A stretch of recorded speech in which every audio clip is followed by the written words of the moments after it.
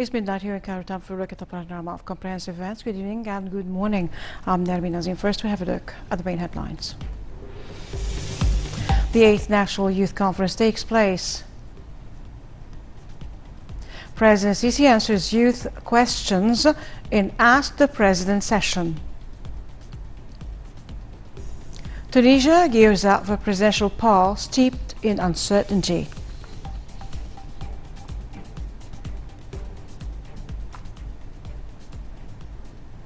Welcome back. Those were the main headlines details. Attending the final session of the 8th edition of the Youth Conference, President Abdel Fattah al-Sisi answered a number of questions covering different files, topping the list: education, public awareness, and the current challenges facing Egypt. Details. President Abdel Fattah al-Sisi attended Ask the President session, where he answered the youth questions directed to the head of state earlier via the Youth Conference website. The first questions raised were about education, as the President stressed that the new educational system aims at producing a creative, ambitious character with objective way of thinking capable of shouldering the responsibility of a modern state. The President also said that the tablet is only a first step in a long journey of modernization, adding that the state is fully aware of the challenge it faces in the fields of education, having 23 million pre-university students, a number which increases annually due to the population fast growth. The head of state also asserted the importance of technical education and how it has a pivotal role in social development. The President also tackled the issue of using social media, which could be a double-sided weapon, urging the media, schools, and the society to contribute towards spreading more awareness regarding the dangers of such a tool. Moreover, President el-Sisi renewed the state's keenness to support the micro and macro projects and to supply their owners with training, finance, and all facilities.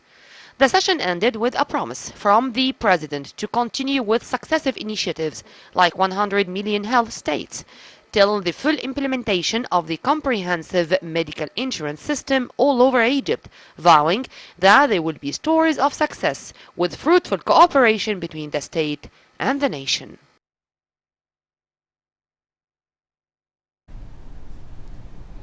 The 8th National Youth Conference kicked off on Saturday under the auspices and with the attendance of President Abdel Fattah al-Sisi at the Manara Conference Center. Attending the conference are Prime Minister Dr. Mustafa Madbouli, Speaker of the House of Representatives Ali Abdel and a number of ministers and senior state officials. 1,600 participants, mainly youth, attended this youth conference edition from different sectors nationwide. President al-Sisi participated in the first session of the 8th National Youth Conference entitled Experience of Combating Terrorism Locally and Regionally. The conference started with a documentary showing that empowering young people was one of the most important priorities of President al-Sisi since he took office. Another documentary was screened about terrorist threats. It showed that in 2018 the world lost $60 billion because of terrorism, which has been a global threat for countries. Also participating in the session were head of Egyptian Center for Strategic Studies Khalid Okesha, Chief of Security and Defense Program Dalal Mahmoud, and a number of youth researchers at the center.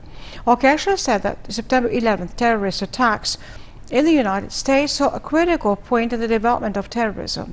He confirmed that the United States managed to uproot Taliban terrorist movement in Afghanistan. However, other terrorist groups emerged in 2011 in the countries that witnessed the so-called Arab Spring revolutions. Meanwhile, the head of the Security and Defense Program at the Egyptian Center for Studies said that there are around 67 to 100 terrorist groups operating in more than 44 countries.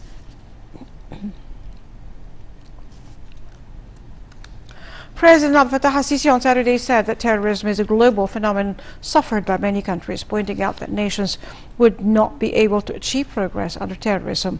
During the first session that evaluates counter-terrorism locally and regionally, President al-Sisi asserted that the Egyptian state immunity must be taken for granted, noting that the state was affected temporarily after 2011 revolution due to schemes which aimed at hurting national security. The president added that some have sought to destroy Syria and Iraq in order to destroy the East through terrorism, and armed militias. President Sisi said that the idea of terrorism wouldn't succeed unless being adopted by some countries. He also said that these countries had used youth as a tool to implement terrorist plans. Sisi noted that combating terrorism costs the state a lot, stressing that the Egyptian army is the cornerstone not only for Egypt but also for the whole region. Moreover, President Sisi stressed that the terrorist organizations rely on the latest technological means to reach their members. He described terrorism as a type of cancer to the state.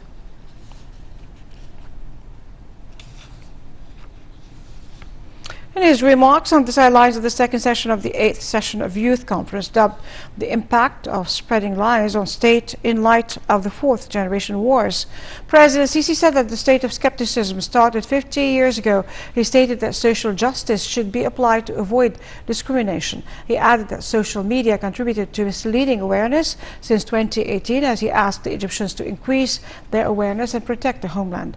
He said that every big achievement is followed by a terrorist attack or a rumor campaign, reiterating that latest allegations are lies and fabrications made by people who are trying to shatter a state's credibility.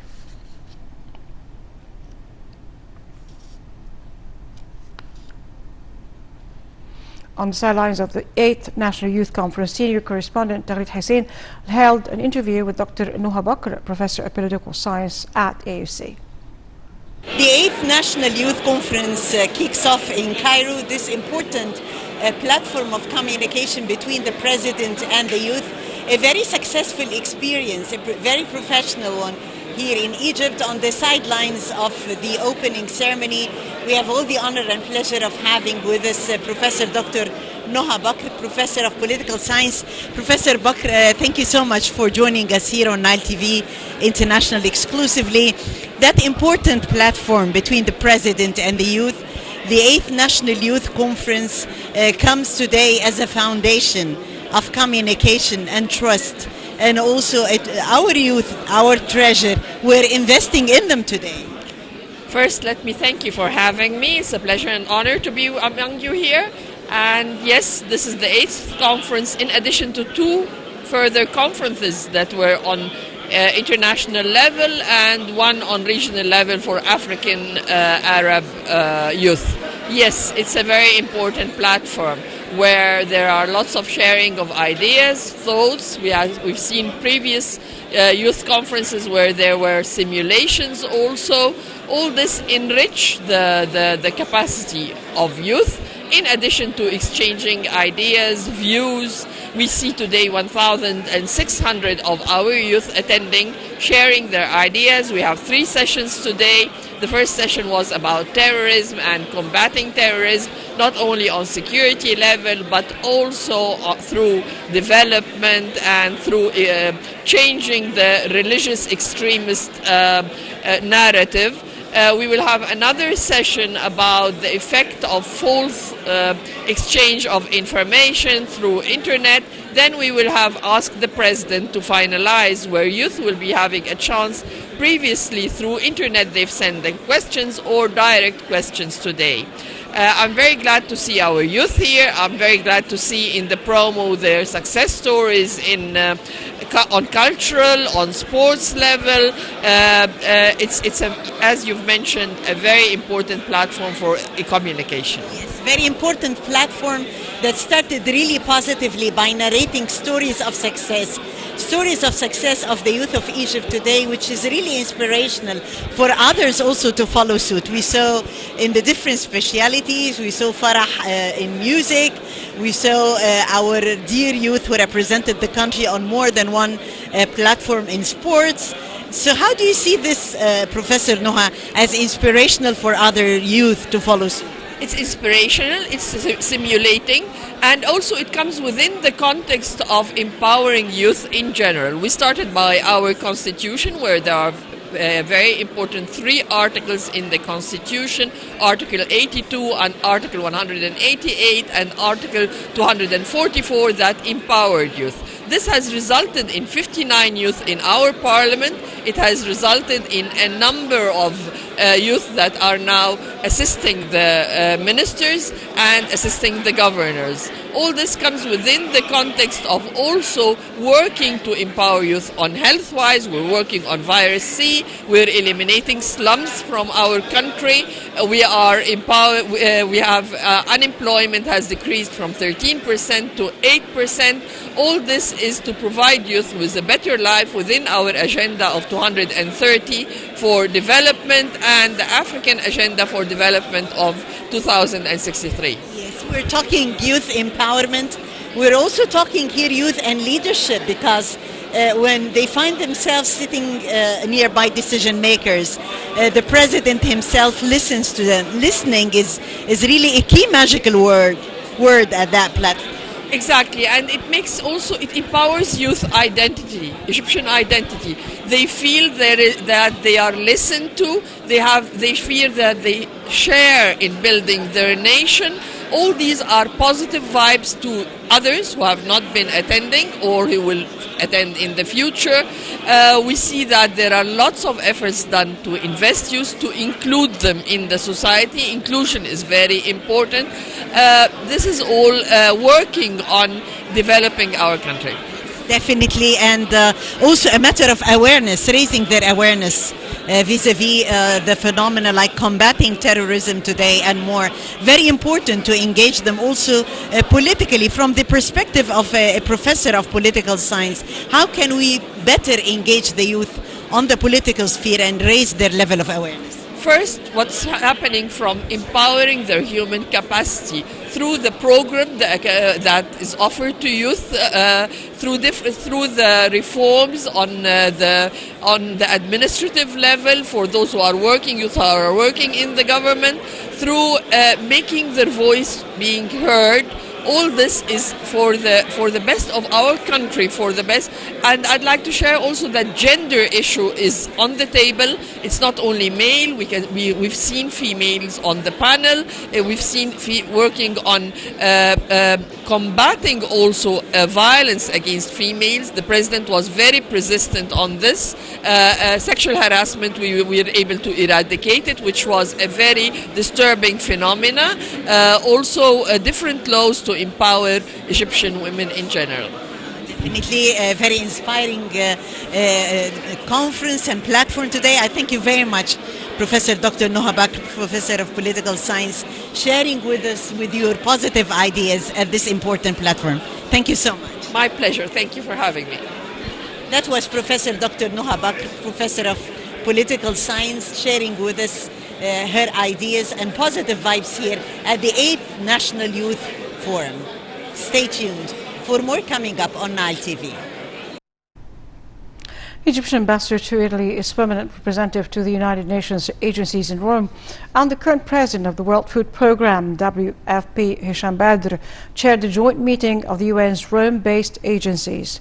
The meeting brought together the executive councils of the Food and Agriculture Organization, FAO, International Fund for Agricultural Development, IFAD, and World Food Programme, WFP. The joint meeting touched on several issues of common interest among the three UN agencies, most notably the reform of the UN development system. In this regard, the Egyptian ambassador noted that the meeting witnessed an exchange of viewpoints about the impact of reform on the work of the UN agencies. It also tackled working to boost fields of cooperation and consultations among the UN agencies concerned to help governments implement the 2030 Agenda for Sustainable Development.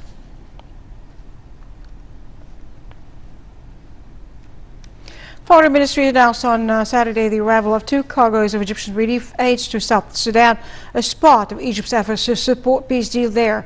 The ministry said aid includes medicine, tents and military uniforms.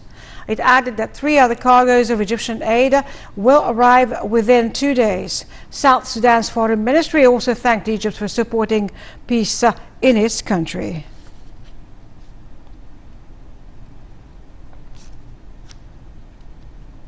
Saudi Arabia's Crown Prince told U.S.